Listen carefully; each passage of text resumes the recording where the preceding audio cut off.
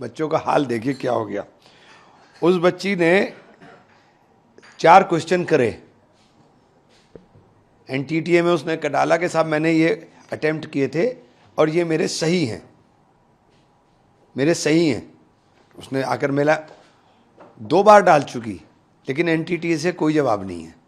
और उसको अगर 16 नंबर मिल जाएंगे, क्योंकि उसके 4 क्वेश्चन है, उसको 16 नंबर प्लस होंगे, उसको 16 नंबर मिल जाएंगे, उसकी रैंक बहुत हाई हो जाएगी।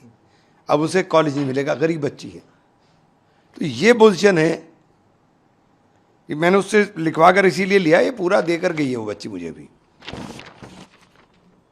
और 4 क्वेश्चन उसके हैं जो उसके अंदर ओमर शीट के अंदर वो नहीं कर रहा है। तो ये जो एनटीटीए की गड़बड़ियाँ हैं, इन्हीं गड़बड़ियों के खिलाफ तो सारा ड्रामा है ये। आप लोग लगातार जो युवाओं के ऊपर मुकदमे अभी भी हो रहे हैं, उसको लेकर कल सीजेपी की ओर से कहा गया कि हम लोगों के साथ जो अंडरस्टैंडिंग थी उसको ब्रीच किया गया। हालांकि उसके बाद बिहार और असम के अंदर देखिए, अब देश के अंदर माहौल बदल गया है, हिंदू मुसलमान अब चलेगा नहीं। अब ये जो न्यू जनरेशन है ना, जो जेनजी हैं, इनको आप समझा नहीं सकते हो हिंदू मुसलमान के नाम पर, या इनको आप झुंझुना दे दोगे हिंदू मुसलमान का बजाएंगे, ये नहीं बजाएंगे। ये नई जनरेशन है, इनोवेटिव लोग हैं, और इतने इतने इतने इनोवेशन इन्होंने यहाँ जंतर मंतर पर किए हैं, सबने देखे हैं। कंगना रनौत मशहूर अदाकारा हैं, हालांकि वो सीजेपी की एक जो वीडियो वायरल हुआ उस पर उन्होंने एक सोशल मीडिया पर कमेंट किया। कुछ सवाल उन्होंने पूछे हैं, जैसे कहा, शुरुआत वो करती हैं कि छी आखिर इन लोगों को पैदा कौन कर रहा है, परवरिश कौन कर रहा है, ये पूरी इस दुनिया में अपनी गंदगी, कचरे और बदसूरती का शिकार बना रहे हैं। इस तरीके के शब्द। आदमी को अपने अंदर देखना चाहिए, वो अपने अंदर देखें कि वो क्या है, फिर दूसरों के ऊपर इल्ज़ाम लगाएं। इस बीच ये भी जानकारी है कि पुलिस लगातार जो लोग प्रोटेस्ट में शामिल हुए शूट नहीं कर रही है।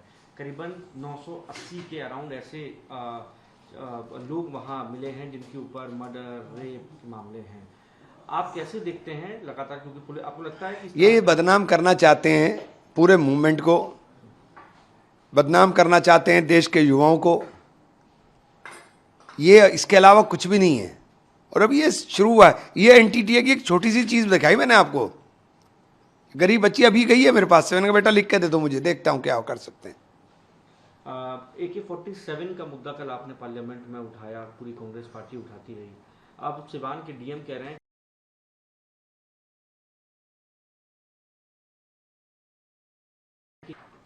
नहीं थे तो फिर ये कहाँ से आए? वो AK-47 चलाता हुआ दिखाई दे रहा है, आप कार्रवाई कर रहे हो और फिर आप झूठ बोल रहे हो। कमाल तो ये है ना, देखिए, मतलब आप कार्रवाई कर रहे हो और फिर झूठ बोल रहे हो। जौहर यूनिवर्सिटी को लेकर जो डिविजनल कमिश्नर की कोर्ट है वो स्टे लगा दिया है मामले में। लगातार इसको मुद्दा आप लोगों ने बनाया, आप गलत भी इसको बताते रहे।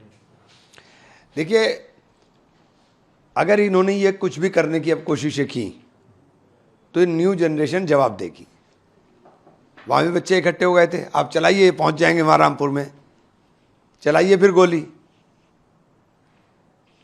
अरविंद केजरीवाल कह रहे हैं कि एथेनॉल को लेकर हम लोग नेशन वाइड प्रोटेस्ट करेंगे। आपको लगता है कि जिस तरह इन युवाओं के प्रोटेस्ट के आगे सरकार झुकी, उसी तरह अरविंद केजरीवाल यदि नेशन वाइड प्रोटेस्ट करते हैं इथेनॉल पे तो सरकार को झुकना होगा? एथेनॉल एक बिग प्रॉब्लम है, बड़ी प्रॉब्लम है, एथेनॉल छोटी प्रॉब्लम नहीं है। और ये सरकार जो कुछ कर रही है, जो हमारी विदेश नीति का इन्होंने बैंड बजाया है, उसका खामियाजा देश को भुगतना पड़ेगा। अब ये बाबल मंदेब बंद हो गया, 10,000 किलोमीटर जो ट्रैवल करना पड़ेगा तेल के लिए। अभी आप देखिए 2 महीने में, अगर ये 2 महीने बंद रहेगी, हालत क्या होगी। टोटली फेल्यूर सरकार है, टोटल फेल सरकार, किसी मोर्चे पर कामयाब नहीं। जब ये विदाई होगी ना, तो जितनी धूम धड़ाके से आए थे उसी धूम धड़ाके से इनकी विदाई भी तय है। एक आखिरी सवाल ले लो, एनडीए की पार्लियामेंट्री मीटिंग चल रही है, इस बीच एनसीपीआई यानी जो टीएमसी के रेबल फैक्शन लोग थे उनको भी इसमें इनवाइट किया गया है, इस पर भी अब सियासत शुरू है।